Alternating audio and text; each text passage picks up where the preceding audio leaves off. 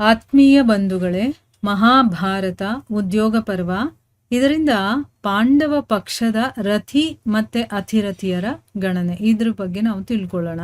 ಹೋದ ಭಾಗದಲ್ಲಿ ನಾವು ಭೀಷ್ಮರು ಕೌರವರ ಪಕ್ಷದ ರಥಿ ಮತ್ತೆ ಅತಿರಥಿಯರ ಬಗ್ಗೆ ತಿಳಿಸಿದ್ರು.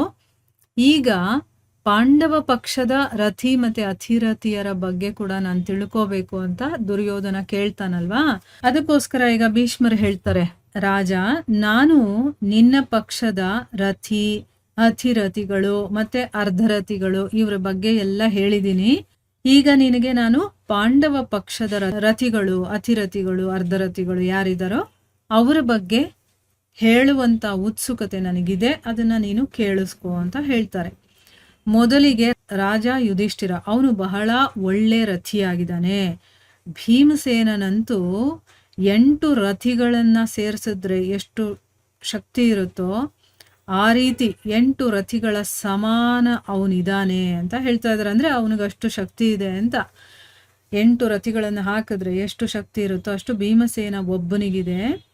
ಬಾಣ ಮತ್ತೆ ಗದೆಯ ಯುದ್ಧದಲ್ಲಿ ಅವನ ಸಮಾನ ಬೇರೆ ಯಾವ ಯೋಧನೂ ಇಲ್ಲ. ಅವನಲ್ಲಿ 10,000 ಆನೆಗಳ ಬಲ ಇದೆ. ಮತ್ತೆ ಅವನು ಬಹಳ ಸ್ವಾಭಿಮಾನಿ ಮತ್ತೆ ತೇಜಸ್ವಿ ಕೂಡ ಅವನು ಅಂತ ಅಂದ್ಬಿಟ್ಟು ಭೀಮನ ಬಗ್ಗೆ ಹೇಳ್ತಾರೆ. ಆಮೇಲೆ ಮಾದ್ರಿಯ ಮಕ್ಕಳಾದಂಥ ನಕುಲ ಸಹದೇವರಿದಾರಲ್ಲ, ಅವರು ಕೂಡ ಒಳ್ಳೆ ರಥಿಗಳೇನೆ. ಈ ಎಲ್ಲ ಪಾಂಡವರು ಕೂಡ ಬಾಲ್ಯಾವಸ್ಥೆಯಲ್ಲೇ ನಿಮ್ಮೆಲ್ಲರಿಗಿಂತಲೂ ಕೂಡ ವೇಗವಾಗಿ ಓಡೋದ್ರಲ್ಲಿ ಮತ್ತೆ ಲಕ್ಷ್ಯವನ್ನ ಭೇದಿಸೋದ್ರಲ್ಲಿ, ಮರ್ಮಸ್ಥಾನಗಳನ್ನ ನೋಯಿಸೋದ್ರಲ್ಲಿ ಮತ್ತೆ ನೆಲದ ಮೇಲೆ ಹಾಕಿ ಎಳೆಯೋದಿದೆಯಲ್ಲ, ಎಳ್ಕೊಂಡು ಹೋಗೋದು, ಅದರಲ್ಲಿ ಎಲ್ಲದರಲ್ಲೂ ಕೂಡ ಅವರು ಉತ್ತಮರಾಗಿದ್ರು. ಅಂದ್ರೆ ನಿಮಗೆ ಗೊತ್ತು, ಚಿಕ್ಕವರಿದ್ದಾಗ ಎಲ್ಲರೂ ಕೂಡ ಗುರುಕುಲದಲ್ಲೆಲ್ಲ ಓದಿರ್ತಾರಲ್ಲ, ಅದನ್ನೆಲ್ಲ ಲಕ್ಷ್ಯದಲ್ಲಿ ಇಟ್ಕೊಂಡು ಹೇಳ್ತಾರೆ, ನಿಮ್ಮೆಲ್ಲರಿಗಿಂತ ಅವರು ತುಂಬಾ ಉನ್ನತ ಮಟ್ಟದಲ್ಲಿದ್ದಾರೆ. ಇವರು ರಣಭೂಮಿಯಲ್ಲಿ ನಮ್ಮ ಸೈನ್ಯವನ್ನ ನಾಶ ಮಾಡಿಬಿಡ್ತಾರೆ, ನೀನು ಇವರ ಜೊತೆ ಯುದ್ಧ ಮಾಡಬೇಡ. ಅಂದ್ರೆ ಅವ್ರು ಎಷ್ಟು ಶಕ್ತಿಶಾಲಿಗಳು ಅನ್ನೋದನ್ನ ಹೇಳಿ ಭೀಷ್ಮರು, ನೀನು ಇವ್ರ ಜೊತೆ ಯುದ್ಧ ಮಾಡೋದನ್ನ ಬಿಟ್ಬಿಡು ಅನ್ನೋದನ್ನ ಹೇಳ್ತಾ ಇದ್ದಾರೆ. ಅರ್ಜುನನಿಗಂತೂ ಸಾಕ್ಷಾತ್ ಶ್ರೀನಾರಾಯಣನ ಸಹಾಯನೇ ಸಿಕ್ಕಿದೆ. ಎರಡೂ ಪಕ್ಷದ ಸೈನ್ಯದಲ್ಲಿ ಅರ್ಜುನನಂಥ ರಥಿ ಬೇರೆ ಯಾರೂ ಇಲ್ಲ. ಈಗಷ್ಟೇ ಅಲ್ಲ, ನಾನು ಭೂತಕಾಲದಲ್ಲೂ ಕೂಡ ಈ ರೀತಿಯ ರಥಿಯ ಬಗ್ಗೆ ಕೇಳಿಲ್ಲ ಅಂತನ್ಬಿಟ್ಟು ಅರ್ಜುನನ ಬಗ್ಗೆ ಇಲ್ಲಿ ಹೇಳ್ತಾ ಇದ್ದಾರೆ.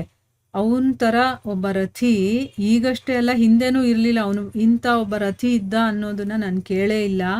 ಅವನೇನಾದರೂ ಕೋಪಿಸ್ಕೊಂಡ್ರೆ ನಿನ್ನ ಸೈನ್ಯವನ್ನ ಎಲ್ಲವನ್ನೂ ಕೂಡ ಧ್ವಂಸ ಮಾಡಿಬಿಡ್ತಾನೆ.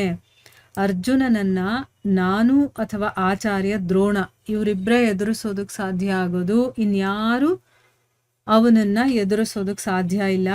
ನಮ್ಮನ್ನ ಬಿಟ್ಟು ಎರಡೂ ಸೈನ್ಯಗಳಲ್ಲೂ ಕೂಡ ಅವನ ಮುಂದೆ ನಿಲ್ಲೋದಕ್ಕೆ ಆಗುವಂಥ ವೀರ ಇಲ್ವೇ ಇಲ್ಲ. ಆದ್ರೆ ಈಗ ನಾವಿಬ್ರೂ ಕೂಡ ವೃದ್ಧರಾಗೋಗಿದ್ದೀವಿ, ವಯಸ್ಸಾಗಿದೆ ನಮಗೆ. ಅರ್ಜುನನಂತೂ ಇನ್ನು ಯುವಕ, ಅವನು ಎಲ್ಲ ರೀತಿಯಲ್ಲೂ ಕೂಡ ಅವನು ಕಾರ್ಯಕುಶಲನಾಗಿದ್ದಾನೆ. ಏನು ಬೇಕಾದ್ರೂ ಅವನು ಮಾಡಬಹುದು. ಯಾಕೆ ಅಂತಂದ್ರೆ ಅವನು ಮೊದಲೇ ಪರಾಕ್ರಮಿಯಾಗಿದ್ದಾನೆ.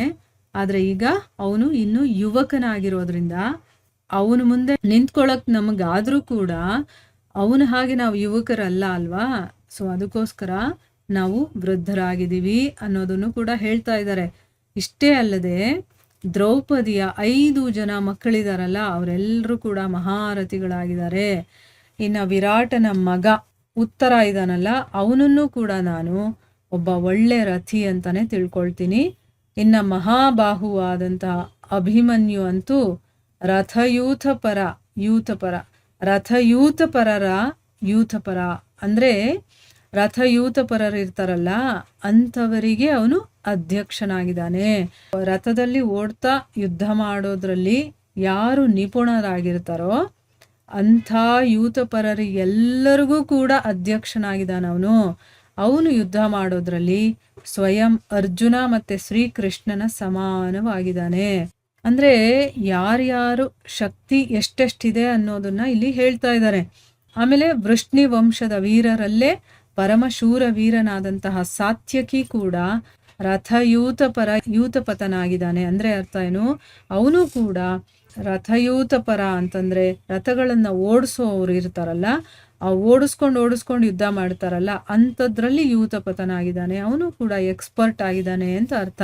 ಅವನು ಬಹಳ ಅಸಹನಶೀಲ ಮತ್ತೆ ನಿರ್ಭಯನಾಗಿದ್ದಾನೆ. ಅವನಿಗೆ ಯಾವುದ್ರ ಬಗ್ಗೆನೂ ಭಯ ಇಲ್ಲ. ಅವನು ಅದಕ್ಕೆ ತುಂಬಾ ಚೆನ್ನಾಗಿ ಯುದ್ಧ ಮಾಡ್ತಾನೆ ಅನ್ನೋದನ್ನ ಇಲ್ಲಿ ಹೇಳ್ತಾ ಇದ್ದಾನೆ. ಒಬ್ಬೊಬ್ಬರ ಬಗ್ಗೆನೂ ಕೂಡ ಭೀಷ್ಮರಿಗೆ ಗೊತ್ತಿದೆ. ಅದಕ್ಕೋಸ್ಕರ ಯಾರ್ಯಾರ ಶಕ್ತಿ ಎಷ್ಟಿದೆ ಅನ್ನೋದನ್ನ ಇಲ್ಲಿ ವರ್ಣನೆ ಮಾಡಿ ಹೇಳ್ತಾ ಇದ್ದಾರೆ. ಮುಂದುವರೆದು ಯಾರ ಬಗ್ಗೆ ಹೇಳ್ತಾರೆ ಅನ್ನೋದನ್ನ ನಾವು ಮುಂದಿನ ಭಾಗದಲ್ಲಿ ತಿಳ್ಕೊಳ್ಳೋಣ. ಹರೇ ಕೃಷ್ಣ.